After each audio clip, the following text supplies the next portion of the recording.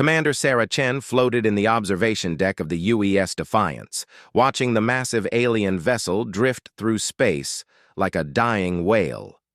The ship was unlike anything humanity had encountered before. Organic curves mixed with crystalline structures that pulsed with bioluminescent patterns. It had been broadcasting the same message for 3 days now, growing weaker with each repetition. "Ma'am, the translation algorithms are finally making sense of their language," reported Lieutenant Martinez from his station. "The message is strange. They keep asking for their lost children and mentioning something about a great mother." Sarah moved closer to the communications console, her magnetic boots clicking against the metal deck. The war with the hegemony had been raging for 5 years now, and every unknown contact could mean either salvation or destruction for the last free human colonies. "Put it through the speakers, Lieutenant." The bridge filled with a haunting melody that seemed to bypass the ears and speak directly to something deeper. Beneath the alien harmonics, the translation matrix struggled to convert the sounds into words. "Children of the void. Where are our children? The great mother calls. The nursery worlds grow cold. Answer us, little ones." Sarah felt a chill run down her spine.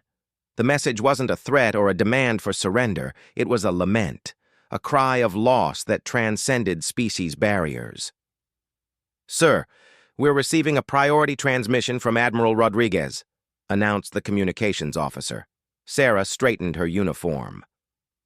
On screen, the weathered face of Admiral Carlos Rodriguez appeared on the main display, his expression grim even for wartime standards. Behind him, Sarah could see the controlled chaos of the Fleet Command Center. "Commander Chen, what's the status of that alien vessel?" "Still broadcasting, sir. No weapons detected, no aggressive movements. They appear to be searching for something. Or someone." The Admiral's expression darkened.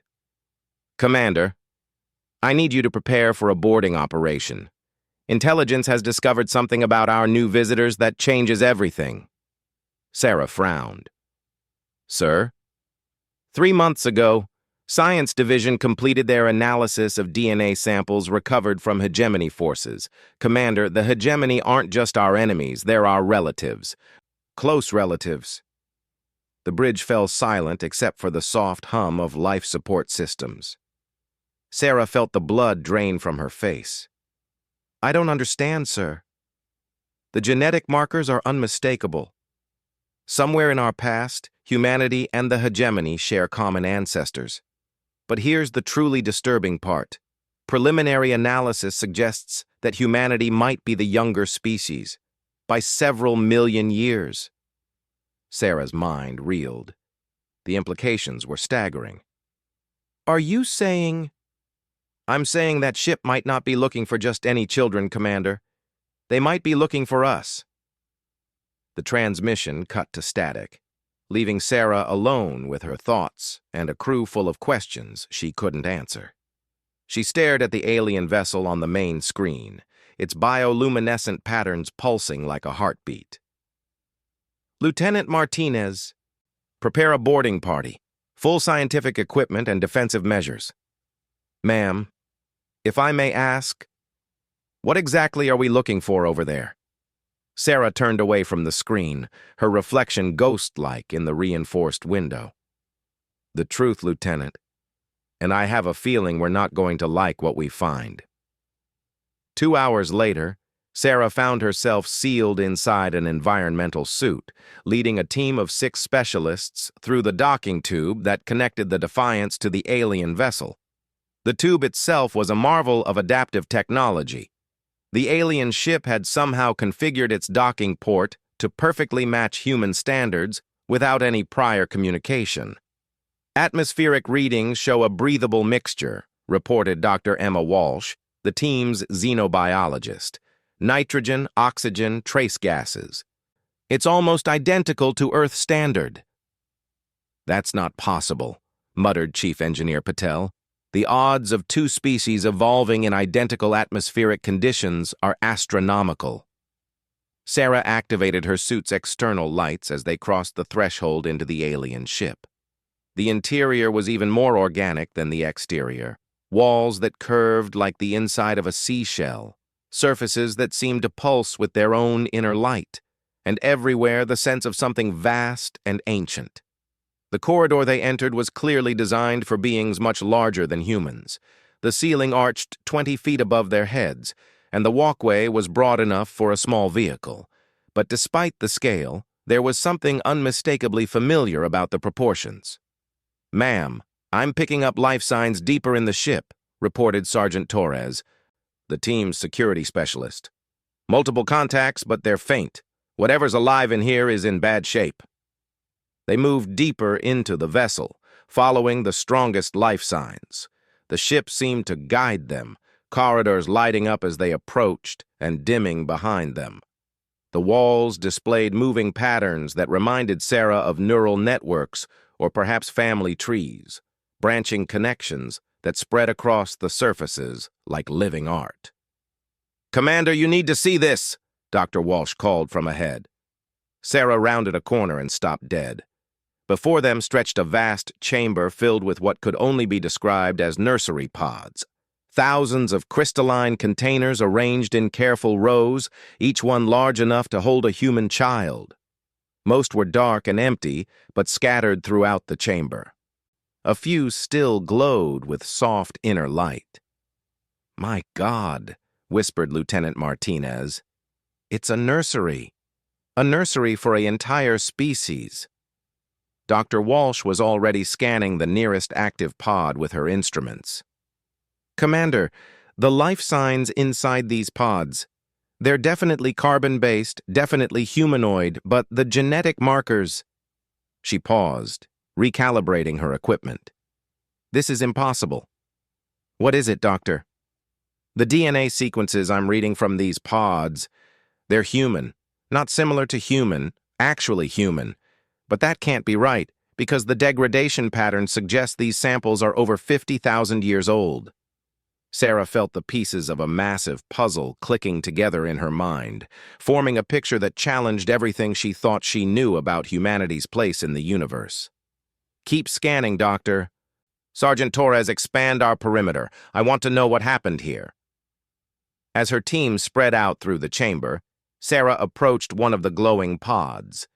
Inside, suspended in a translucent fluid, she could see a small form. Definitely humanoid, definitely young, but something was wrong. The being inside looked human, but there were subtle differences. The proportions were slightly off, the bone structure more angular, the muscle development following different patterns. "Commander," Dr. Walsh called out urgently, "I'm reading massive life signs approaching our position. Something big is moving through the ship." Sarah spun around, her hand moving instinctively to her sidearm. Through the chamber's main entrance, she could see lights approaching, not the soft bioluminescence of the ship itself, but the harsh glare of artificial illumination. The first being that entered the chamber was enormous, at least 12 feet tall, with the basic humanoid form but stretched and elongated beyond normal human proportions. Its skin was pale and seemed to shimmer with internal light, and its eyes were large, dark, and filled with an intelligence that was unmistakably ancient. But it was the second being that made Sarah's breath catch in her throat. This one was smaller, perhaps 8 feet tall, and while still obviously alien, its features were hauntingly familiar. The bone structure, the way it moved, even the expression on its face. It was like looking at a human being viewed through a funhouse mirror. The larger being spoke, its voice a deep harmonic that seemed to resonate in Sarah's bones. Her suit's translation system struggled with the language, providing fragments and incomplete phrases. "Small ones. Where did you... The gene songs match, but how can this be?" The smaller being stepped forward, and when it spoke, the translation was clearer, as if its language was somehow closer to human speech patterns. "You carry the deep markers, the ones from the first nursery. But you are wrong-shaped, too small, too young. What are you? Sarah realized that these beings were as confused by humanity's presence as humans were by theirs. Whatever relationship existed between their species, it had been broken long ago. "We are human," she said, her voice steady despite the surreal nature of the situation. "We come from a planet called Earth. We received your distress signal." The larger being's eyes widened, and it exchanged what sounded like rapid, excited conversation with its companion. Finally, the smaller being turned back to Sarah. "Earth, the third nursery. We had given up hope, but you are so changed, so different from the children we sent there." Sarah felt her worldview shifting like tectonic plates. "Sent there? You sent humans to Earth? Not humans as you are now. The ancestors, the first children, but that was during the Great Dying, when the galaxy burned and we had to scatter our young to survive." The larger being moved closer to one of the active pods, its expression filled with an emotion that transcended species barriers, grief so profound it was almost physical presence in the room. "Many of the nursery worlds went dark. We lost contact. For 50,000 years, we have searched the void, looking for the children we sent away. Some we found, but they had been changed by their new worlds. Some had forgotten the deep songs entirely." Sarah's mind raced through the implications. "The hegemony. Are they the children of the fourth nursery? Yes, but they have become something we never intended. Violent, territorial. They reject the deep songs and make war on their siblings." The smaller being approached Sarah directly, and she could see her own reflection in its large, dark eyes. "But you, small ones from the third nursery, you still carry the song in your genes, even if you cannot hear it. You still remember how to reach across the void to answer a parent's call." Sarah realized with growing horror what this being was telling her. "You're saying you're our ancestors? We are the mothers, the first species. And you." The being's expression grew infinitely sad. "You are our children lost in the dark for so long, we had begun to think you were gone forever." The chamber fell silent except for the soft humming of life support systems and the subtle pulse of the ship's bioluminescent walls. Sarah looked around at her team, seeing her own shock and confusion reflected in their faces.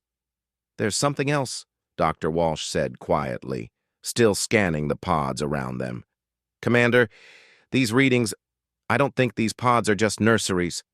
I think they're genetic banks, and some of them contain DNA sequences that match known human populations." Sarah felt a chill that had nothing to do with the ship's environment. "What are you saying, Doctor?" "I'm saying that whoever these beings are, they've been collecting human genetic material for a very long time." The larger being seemed to understand their conversation despite the language barriers. It spoke again, its voice heavy with regret. "Not collecting, small one. Preserving. The fourth nursery children, the ones you call hegemony, they have been hunting their siblings. We have tried to save what we can." Sarah's blood turned to ice. "Save what from the hegemony?" "The populations they have sterilized, the colonies they have burned. We have preserved the genetic patterns of 17 species that carried the deep songs. 17 children species that the fourth nursery has murdered." The implications hit Sarah like a physical blow. The hegemony wasn't just humanity's enemy in an interstellar war, they were genocide specialists, systematically exterminating their own relatives across the galaxy. "How many?" she whispered. The smaller being's expression grew even sadder. "Billions, small one. Billions of children who will never sing the deep songs again."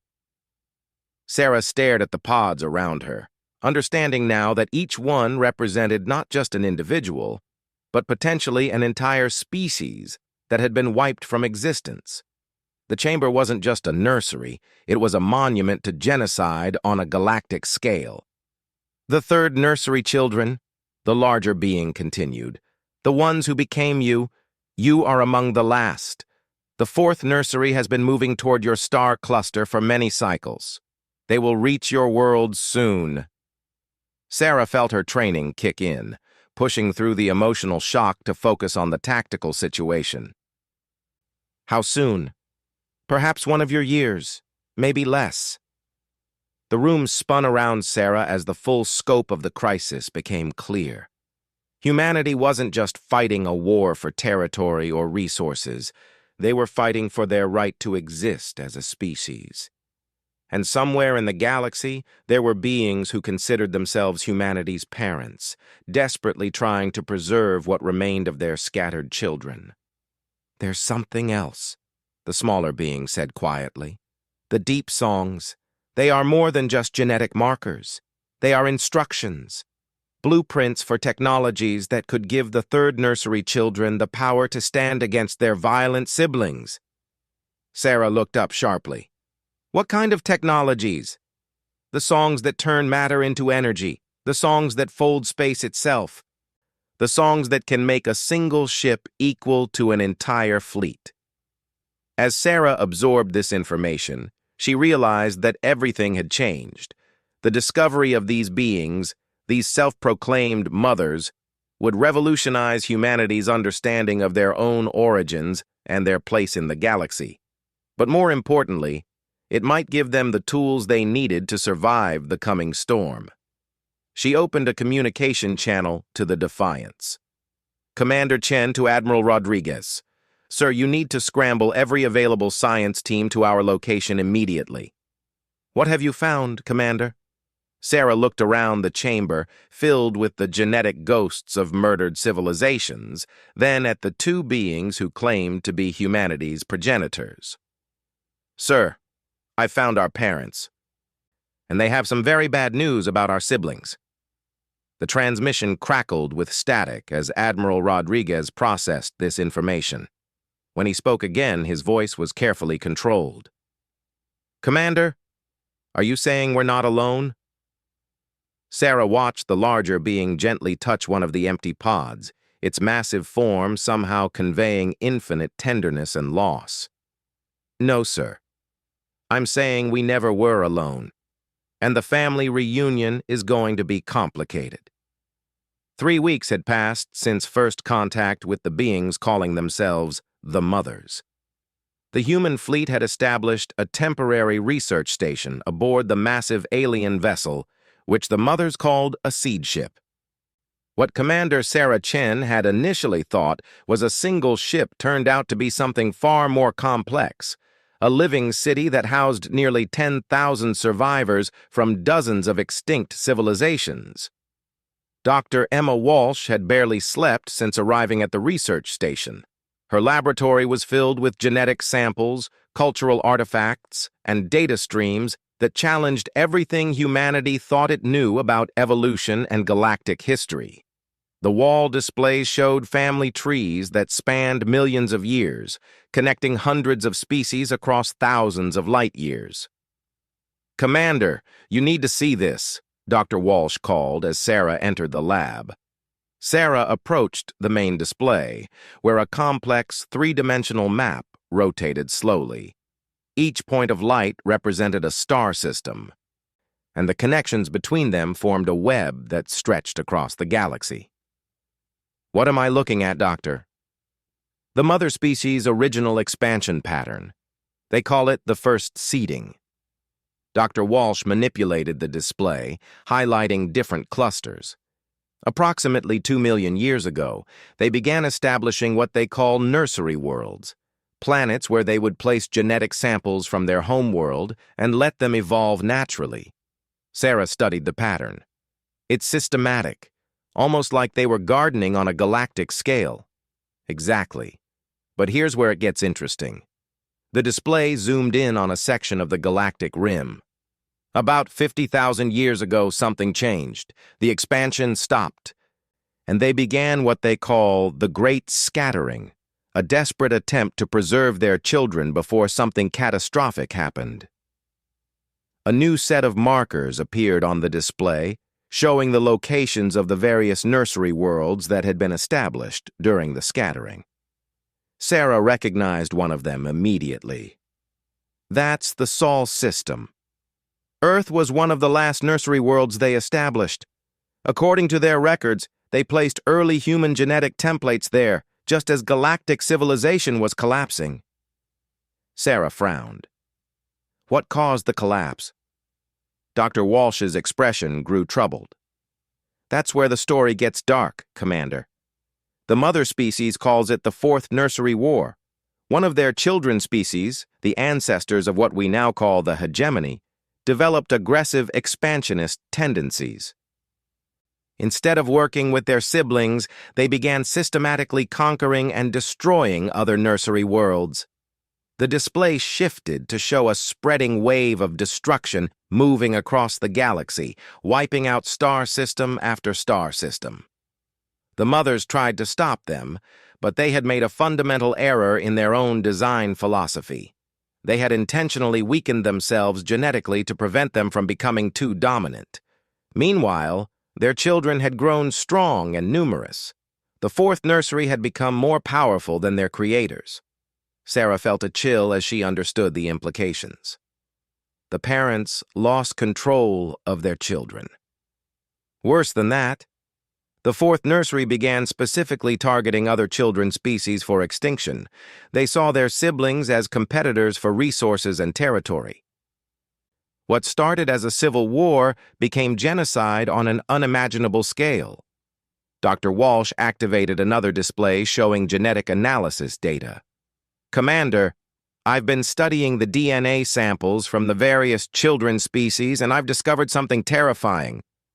The hegemony hasn't just been killing their siblings, they've been studying them, learning from them, taking the best genetic traits from each species they destroy and incorporating them into their own genome.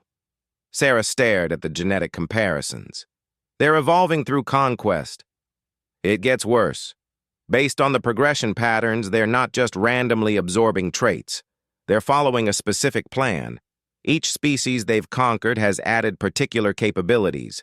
Enhanced strength from one, improved reflexes from another, better cognitive processing from a third. What's their end goal? Dr. Walsh brought up a theoretical genetic model on the screen. Based on the pattern, they're trying to create a perfect hybrid, a species that combines the best traits from all their siblings, and according to this analysis, they're almost finished. What are they missing? Two key components: advanced spatial reasoning and intuitive technology integration, and according to the mother's records, those traits are strongest in humans, Sarah finished, feeling sick. The Earth Nursery was specifically designed to develop those capabilities. The mothers wanted to create a species that could build and maintain complex technological civilizations while retaining emotional and creative flexibility. Sarah turned away from the displays, trying to process the magnitude of what she was learning. Humanity hadn't just stumbled into an interstellar war. They had been bred specifically to develop the final traits that would make their enemies unstoppable. There's more, Commander. Dr. Walsh activated a communication screen. I've been working with the mothers to decode some of their historical records. There's something called the Deep Song, a kind of genetic memory system that their original species used to pass knowledge between generations. What kind of knowledge? Everything. Scientific principles, cultural wisdom, technological blueprints. The Deep Song was supposed to be inherited by all the children species, but most have lost the ability to access it over time. Sarah looked up sharply. Most? Humans still carry the genetic markers for Deep Song access. We just don't know how to activate them. Before Sarah could respond, alarms began sounding throughout the research station. She activated her communicator. Chen here. What's the situation? Commander, this is Lieutenant Martinez on the Defiance. We've got incoming ships. Multiple contacts, moving fast. They're broadcasting hegemony identification codes. Sarah's blood ran cold. How many? At least 50 ships, ma'am. Full battle fleet. They'll be in weapons range in 6 hours. Sarah looked at Dr. Walsh. Can the seed ship defend itself? Unknown, Commander. The mothers have been refugees for 50,000 years. Most of their defensive capabilities were lost during the Great Scattering. Sarah activated the ship's internal communication system. This is Commander Chen. All human personnel, prepare for immediate evacuation to the Defiance. This is not a drill. But as she moved toward the door, Dr. Walsh grabbed her arm. Commander, wait. There might be another option. Doctor, we don't have time. The deep song, Commander. If we can activate it, we might be able to access the technological knowledge the mothers preserved. Some of their records suggest that the original children species had defensive capabilities far beyond anything in the current galaxy. Sarah paused. How long would it take to activate this deep song? I don't know. The process involves direct genetic manipulation and some kind of neural interface with the mother's technology. It could take hours, or it could be instantaneous. And if it doesn't work? Then we die here with the last of our parents. And the hegemony gets everything they need to complete their perfect hybrid species. Sarah weighed the options quickly. The human fleet was outnumbered 10-1. Even if they ran, the hegemony would eventually track them down. But if they could unlock the deep song... Doctor, get me to the mothers. Now. They ran through the organic corridors of the seed ship, past chambers filled with genetic samples from 100 dead civilizations. The bioluminescent walls pulsed faster now, as if the ship itself sensed the approaching danger. They found the mothers in the central chamber, surrounded by holographic displays showing the approaching hegemony fleet. The largest of the beings, who had introduced herself as First Mother Viridian, turned as Sarah entered. Small ones, you must leave. The fourth nursery children come with death songs. This ship cannot protect you. First Mother, we want to try activating the deep song. Dr. Walsh says humans might still be able to access the ancient knowledge. Viridian's massive eyes widened. The deep songs have been silent for 30,000 years. Even we can no longer hear them clearly. But we have to try. It might be the only way to stop the hegemony. The smaller being, who called herself Song Keeper Lyralay, moved closer to Sarah. The activation process is dangerous, small one. Many who have tried have died. Others have been changed. Changed how? The deep songs carry the memories of the first species, all 2 million years of history, knowledge, and experience. A mind not prepared for such input can be destroyed. Sarah looked at Dr. Walsh.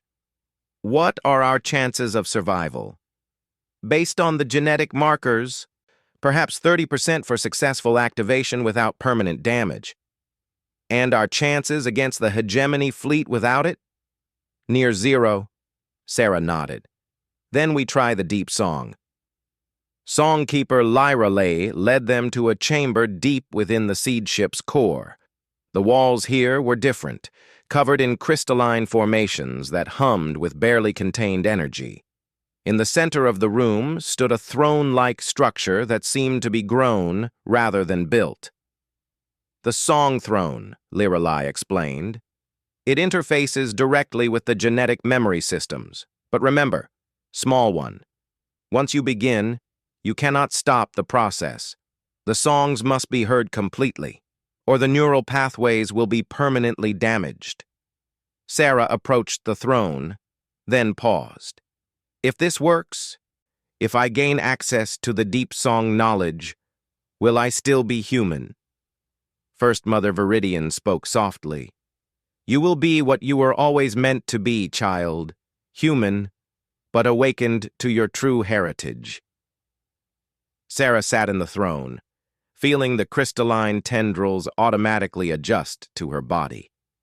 As they made contact with her skin, she felt a tingling sensation that quickly spread throughout her nervous system. The deep songs begin, Lyralay announced. Sarah's vision exploded into light and sound and knowledge that stretched back through geological ages. She saw the first species in their prime, beings of incredible beauty and wisdom who had mastered the fundamental forces of the universe. She experienced their decision to seed the galaxy with their children, felt their love and hope for each new species they created. But she also experienced their growing horror as they watched the fourth nursery children become something monstrous. She felt their desperation as they scattered their remaining children across the galaxy, hoping that some would survive the coming dark age. Layer upon layer of knowledge flowed through her consciousness. Technologies that could reshape matter at the atomic level, weapons that could destroy stars, defensive systems that could make entire planets invisible to hostile forces. But with the knowledge came understanding of the terrible responsibility that accompanied such power. The process seemed to last forever, but according to the chronometers, only 47 minutes passed before the crystalline tendrils retracted from Sarah's body. She opened her eyes to find Dr. Walsh and the mothers watching her anxiously. "Commander, are you all right?" Sarah stood slowly, feeling as if she was experiencing her own body for the first time. Every nerve was hypersensitive, every thought crystal clear. When she spoke, her voice carried harmonics that hadn't been there before. "The hegemony fleet is 37 minutes out. We need to prepare the seed ship's defensive systems." First Mother Viridian looked confused. "Small one, this ship has no defensive systems. We are refugees, not warriors." Sarah smiled, and for the first time since childhood, she felt truly confident about humanity's future. "With respect, First Mother, you're wrong. This ship has defensive systems that were built into its very structure. You just forgot how to activate them." She moved to what looked like a blank wall and pressed her palm against it. The wall responded immediately, revealing control interfaces that had been dormant for millennia. "The seed ship isn't just a refugee vessel," Sarah explained as she began activating systems throughout the massive ship. "It's an ark designed to preserve and protect the children species. The first species built it to survive anything the galaxy could throw at it." Dr. Walsh watched in amazement as the ship began to transform around them. Walls that had seemed purely decorative revealed themselves to be sophisticated sensor arrays. The organic curves of the corridors realigned themselves into more efficient patterns. The bioluminescent lighting shifted to tactical configurations. "How is this possible?" Viridian asked. "The Deep Song doesn't just carry memories," Sarah explained. "It carries instructions. Genetic and technological instructions that activate in response to specific triggers. The approach of the fourth nursery children was one of those triggers." Through the ship's newly activated sensor network, Sarah could see the hegemony fleet dropping out of hyperspace. 50 massive battleships arranged themselves in attack formation around the seed ship. "They're hailing us," Dr. Walsh reported. "Put them through." The chamber filled with a harsh, mechanical voice that spoke in a dialect that was recognizably related to human languages, but twisted into something cold and threatening. "Children of the third nursery, you will surrender the genetic materials and technological systems of the seed ship. Resistance will result in total extermination." Sarah responded in the same dialect, the words coming to her as naturally as breathing. "Children of the fourth nursery, you have forgotten the deep songs and murdered your siblings. By the authority of the first species, you are commanded to withdraw." The response came immediately. "The first species are extinct. We are the inheritors of their empire. Surrender now, or we will take what we need from your corpses." Sarah looked at First Mother Viridian. "With your permission, I would like to remind them why the first species created the deep songs." Viridian's expression was a mixture of hope and terror. "Child, what you are contemplating, such weapons have not been used since the Great War. The destruction will be limited to military targets. The deep songs carry wisdom as well as power. Sarah placed her hands on the control interfaces, feeling the massive ship respond to her commands. Weapon systems that had been dormant for 50,000 years came online. Energy that had been stored in the ship's crystalline core began flowing to offensive arrays that existed in dimensions beyond normal space-time. The first hegemony ship to fire on the seed ship simply ceased to exist. Not destroyed in any conventional sense, it was removed from reality so completely that there wasn't even debris left behind. The hegemony fleet responded by concentrating all their firepower on the seed ship. Their weapons, planet crackers that could shatter moons, struck the refugee vessel's defensive screens and were absorbed without trace. "Impossible," came the transmission from the hegemony flagship. "No single ship can possess such defenses." "You're right," Sarah replied. "No single ship can. But the seed ship isn't a single ship. It's a piece of the galaxy itself, grown and shaped by beings who understood the universe at levels you have never imagined." She activated the ship's primary offensive system. Space around the hegemony fleet began to fold in on itself, creating gravitational anomalies that pulled their vessels out of normal space-time. One by one, the attacking ships were translated into a pocket dimension where they would remain until Sarah decided to release them. In less than 10 minutes, the entire hegemony fleet had been neutralized without a single death. "This is Admiral Rodriguez to Commander Chen. Sarah, what the hell just happened out there?" Sarah opened a communication channel to the human fleet. "Admiral, we've successfully activated the Mother's defensive systems. The hegemony fleet has been contained." "Contained?" "Commander, they just vanished from our sensors." "They're in dimensional storage, sir, completely neutralized but unharmed." The bridge of the Defiance was silent for a long moment. When Admiral Rodriguez spoke again, his voice was carefully controlled. "Commander, I need you back here for debriefing, immediately." Sarah looked at First Mother Viridian, who had been watching the battle with an expression of amazement and grief. "The deep songs," Viridian said softly. "I had forgotten how beautiful they could be when used with wisdom rather than anger." "The songs were always there," Sarah replied. "They just needed someone who remembered how to listen." Songkeeper Lyrale approached Sarah with something that looked like a crystalline pendant. "Small one, you have awakened abilities that your species has not used for 50,000 years. But awakening is only the beginning. Will you help us teach the other third nursery children to hear the deep songs?"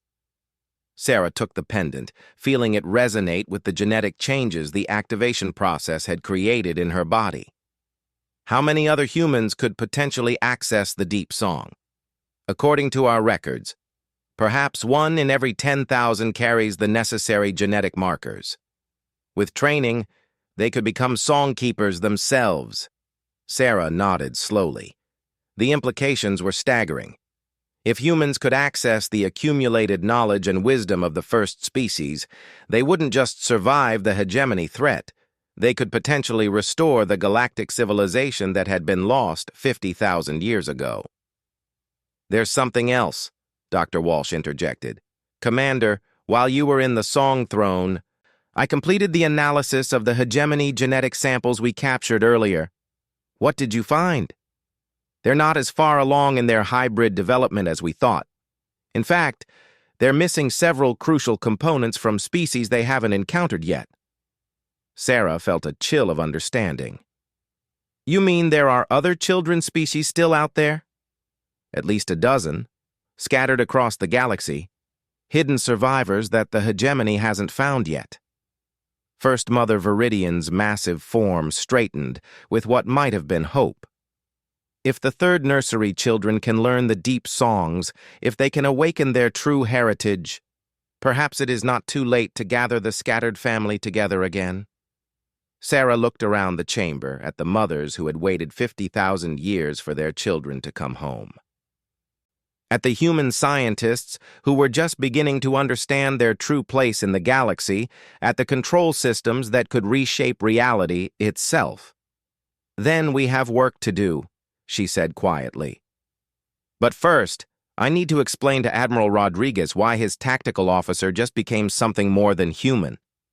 As if summoned by her words, the communication system activated again. Commander Chen, this is Admiral Rodriguez. We've detected massive energy signatures throughout the galaxy. Every major hegemony installation just went dark simultaneously. Sarah smiled as she felt the deep songs resonating through her consciousness, carrying information from awakening systems scattered across hundreds of star systems. Admiral, I think the galaxy just remembered who its real children are. 6 months after the activation of the deep song, the galaxy had become unrecognizable. What had been a desperate war for human survival had transformed into something far more complex, a family reunion that spanned thousands of light years and included species that had been hiding in the shadows for millennia. Commander Sarah Chen, now bearing the title Songkeeper, as well as her military rank, stood in the command center of New Haven Station, watching real-time displays of the galactic situation. The station itself was a marvel that would have been impossible without deep song technology, a massive structure that existed partially in normal space and partially in the dimensional pocket where the captured hegemony fleet waited in stasis. "Report from the Centauri expedition," announced Lieutenant Martinez, who had volunteered to be one of the first humans to undergo the deep song activation process. His eyes now carried the same subtle luminescence as Sarah's, and his voice held harmonics that spoke directly to the genetic memory centers of the brain. The 13th nursery children have agreed to join the Alliance. Their biotechnology will complement our dimensional engineering capabilities. Sarah nodded, adding another marker to the galactic map that showed the growing network of rediscovered children species. Each one brought unique capabilities developed during their 50,000 years of hiding from the hegemony. Some had become masters of genetic engineering, others had developed technologies that could manipulate time itself on small scales. A few had evolved beyond physical form entirely, existing as pure information patterns within quantum substrates. Any word from Dr. Walsh's expedition to the Veil Nebula? The doctor reports successful contact with what appear to be the original hegemony homeworld survivors. They've been fighting a resistance war against their own species for 20,000 years. Sarah felt a mixture of hope and sadness. Even among the 4th nursery children, not all had embraced the path of conquest and genocide. Some had retained enough of the original deep songs to recognize what their siblings had become and had spent millennia trying to stop them. Status report on the dimensional prisons? Martinez consulted his displays. All hegemony fleets remain in stable containment. No signs of structural degradation in the pocket dimensions. First Mother Viridian reports that some of the imprisoned crews are beginning to show signs of genetic reversion. That was the most hopeful development yet. The deep song activation had revealed that the hegemony's aggressive tendencies weren't just cultural. They were the result of deliberate genetic modification that had suppressed the original empathic and cooperative instincts of the 4th nursery children. Prolonged exposure to the harmonic fields generated by the dimensional prisons was beginning to reverse some of those modifications. "Ma'am," called out Dr. Chen, no relation, despite the shared surname, from the xenobiology station. "We're receiving a priority transmission from Earth." Sarah activated the main display. The image that appeared showed Admiral Rodriguez in the newly constructed Deep Song communication chamber beneath the Atlantic Ocean. Behind him, Sarah could see the massive crystalline structures that formed Earth's contribution to the growing galactic communication network. "Songkeeper Chen, we have a situation. Long-range sensors have detected a massive energy signature moving through the galactic core. Something big is coming our way." Sarah felt a chill that had nothing to do with the station's environmental systems. "Can you identify the source?" "Negative. Whatever it is, it's bigger than anything we've seen before. The energy output suggests something on the scale of a solar system." Before Sarah could respond, Alarms began sounding throughout New Haven Station. First Mother Viridian's voice echoed through the communication system, carrying undertones that spoke directly to the genetic memory centers.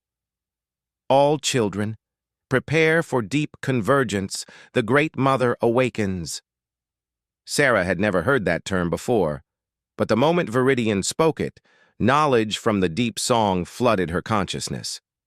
The Great Mother wasn't just the original first species homeworld, it was the first species themselves, transformed into something beyond individual existence during the final stages of the Fourth Nursery War. All stations, this is Songkeeper Chen. Prepare for priority jump to galactic coordinates. The numbers came to her from genetic memory that stretched back 2 million years.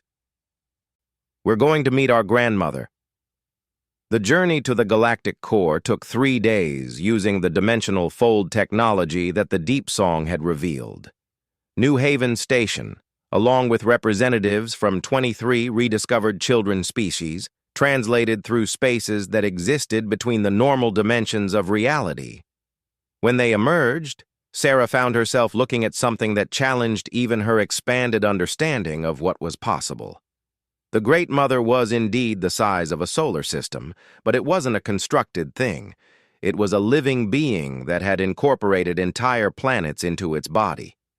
Star-bright neural networks stretched across distances measured in astronomical units, and the gravitational fields it generated held dozens of smaller worlds in perfect ecological balance. "Children!" came a voice that seemed to originate from the quantum vacuum itself. "My scattered children, you have come home at last." First Mother Viridian's response carried harmonies that Sarah had never heard before, tones of joy and relief and love so profound that they brought tears to the eyes of every human present. "Great Mother, the songs have awakened. The children remember their names." "Yes, daughter. I have felt each awakening, each moment when a child species remembered the deep songs and rejoined the galactic family. But I have also felt the pain of the Fourth Nursery's actions. So much death. So much loss." The Great Mother's attention turned to the captured hegemony fleets, still held in dimensional stasis around New Haven Station. "And what of these children? These lost ones who forgot love and chose only conquest." Songkeeper Lyralai, now serving as the primary liaison between the human forces and the mothers, spoke carefully. "Great Mother, some show signs of genetic reversion. The aggressive modifications imposed on their bloodlines are beginning to break down. But not all. No, Great Mother. Some appear to be too deeply changed. The songs may be permanently lost to them." Sarah felt the weight of the moment. Everything that had happened over the past 6 months had led to this decision. What to do with the hegemony forces that had spent 50,000 years committing genocide against their own siblings? "Great Mother," Sarah said, her voice carrying new harmonics as the deep song responded to the presence of the original consciousness. "May I speak?" "Of course." "Child of the Third Nursery, your species has shown remarkable wisdom in the use of the songs. Speak." The Fourth Nursery children committed terrible crimes, but they did so because they had been changed against their will. Their original nature was corrupted by genetic modifications that suppressed empathy and promoted aggression. If we destroy them now, we become no better than they were. Sarah could feel the attention of the Great Mother focusing on her, a pressure that was like being examined by the universe itself. "What do you propose, small one?" "Time, Great Mother. We have the technology to create stable pocket dimensions where time flows differently. We could place the most damaged Fourth Nursery children in environments where they could experience millions of years of genetic rehabilitation while only days pass in normal space." "And if they cannot be healed?" Sarah took a deep breath. "Then we keep them in paradise until the universe ends. We don't become executioners." The space around them fell silent except for the deep harmonic pulse that was the Great Mother's equivalent of a heartbeat. When she spoke again, her voice carried new undertones. The third nursery children have learned wisdom that even the first species had forgotten. Very well. Let healing begin. What followed was the largest coordinated action in galactic history. Working together, the combined children species created pocket dimensions where time, space, and even the fundamental laws of physics could be adjusted to promote healing rather than harm. The hegemony prisoners were moved into these spaces, not as punishment but as patients in the galaxy's largest rehabilitation program. But that wasn't the end of the Great Mother's intervention. "My children," she announced as the dimensional engineering project neared completion. "For 2 million years I have guided your development from a distance. I seeded worlds with your ancestors and watched as you grew into remarkable civilizations. But the time has come for me to give you something more." Space around the Great Mother began to shift and flow like liquid light. When the transformation was complete, Sarah found herself looking at something impossible. A new galaxy, perfectly formed and empty of life, waiting to be inhabited. "This is your inheritance, children. A place where all the nursery species can grow and flourish without the scars left by the Fourth Nursery War. A place where you can build something better than what came before." Dr. Walsh, who had returned from the Veil Nebula expedition with representatives from the reformed hegemony resistance, spoke up. "Great Mother, what about the original galaxy? What about Earth and all the worlds where our species evolved?" "They remain yours as well, child. But consider this new galaxy as a gift to future generations, a place where children species not yet born can develop without the shadows of ancient wars." Sarah looked around at the representatives of the various children species, seeing in their faces the same awe and responsibility she felt. They had gone from refugees in an interstellar war to inheritors of an entire galaxy in less than a year. "There's one more thing," the Great Mother continued. "The deep songs you have awakened are only the beginning. Each children's species carries within their genetic memory the potential to become something greater, not just inheritors of the first species' knowledge, but creators of wisdom that surpasses even our own." "What do you mean?" asked Songkeeper Lyrelai. "You have the potential to become a new kind of first species. Not one that creates children through genetic manipulation, but one that nurtures the growth of consciousness itself.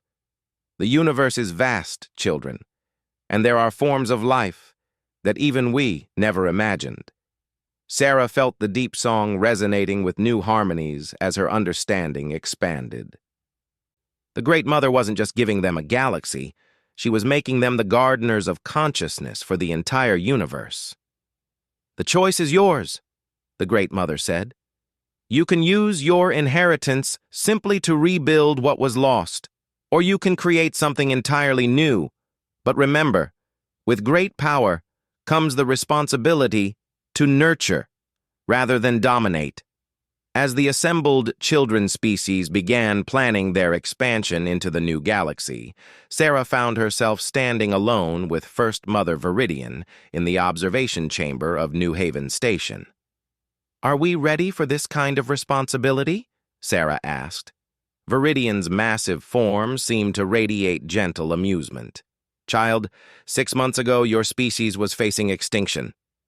Now you carry the wisdom of 2 million years and the responsibility for nurturing consciousness throughout the universe.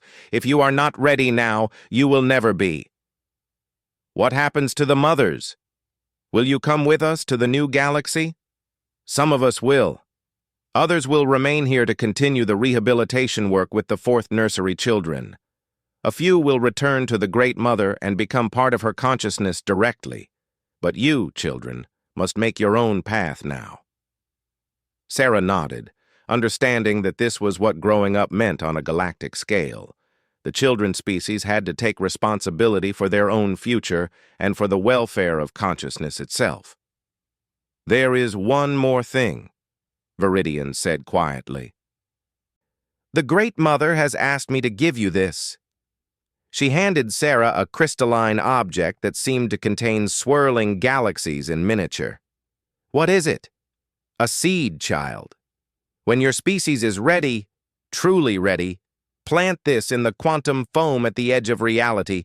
It will grow into something that even the Great Mother cannot imagine." Sarah accepted the seed, feeling its weight not just in her hands but in her consciousness.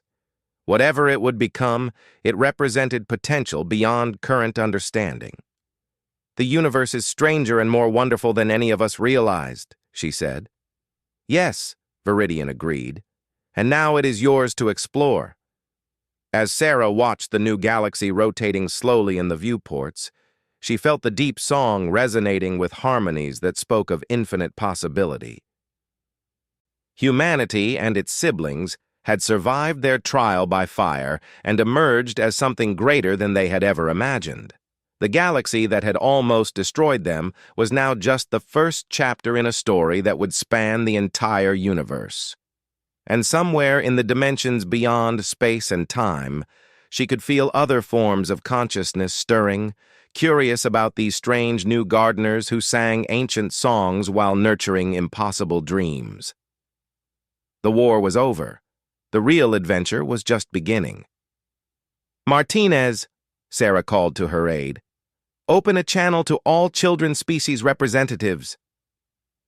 When the communication network activated, Sarah looked out at the faces of beings who had once been strangers and enemies, but were now family in the truest sense of the word. "This is Song Keeper Chen to all children species. We have work to do. A universe to explore, new forms of consciousness to nurture, and impossible dreams to make real." The responses came in dozens of languages, but the deep song translated them all into harmonies of agreement, determination, and joy. The children were going home, all of them together to a place that existed beyond the reach of ancient wars and old mistakes. And in their genetic memory, the songs of 2 million years of wisdom sang of possibilities that stretched to the very edge of forever. The alien matriarch had growled her question in anger and grief. "I am humanity's mother. What have you done?" Now, as the first ships prepared to cross the dimensional barrier into their new galaxy, the answer was clear. They had remembered who they really were. They had learned to sing the deep songs with wisdom instead of conquest. They had chosen healing over revenge, growth over stagnation, love over fear. They had become worthy of their inheritance, and the universe would never be the same.